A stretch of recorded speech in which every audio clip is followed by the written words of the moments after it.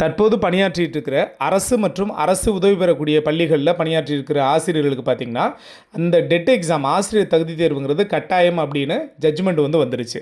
இப்போ இதுக்கிடையில் ஒரு குறிப்பிட்ட வருடங்களுக்குள்ளாக நீங்கள் இந்த தேர்வை எழுதி பாஸ் பண்ணலை அப்படின்னா இப்போது நீங்கள் பணியில் இருக்கிறத நீங்கள் பணியை விட்டுட்டு போக வேண்டியிருக்கும் அப்படிங்கிற மாதிரியான மிரட்டல் தோணியில் தான் அந்த ஜட்ஜ்மெண்ட் இருக்குது அப்படிங்கிறது எல்லாரும் ரொம்ப அதிர்ச்சியில் இருக்கிறாங்க.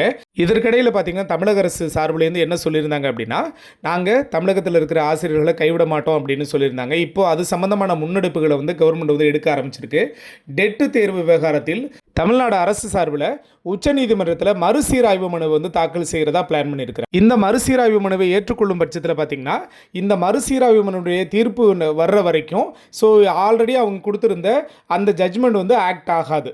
இதனால இந்த மறுசீராய்வு மனுங்கிறது ரொம்ப முக்கியமான இடம்பெறக்கூடியதாக இருக்குது. இன்னும் இது சம்பந்தமான என்ன டீட்டெயில் கிடைச்சாலும் நம்ம சேனலில் உங்களுக்கு கொடுத்துட்டே இருப்போம். மறக்காமல் சேனலை சப்ஸ்கிரைப் பண்ணிச்சுக்கோங்க. தேங்க்யூ.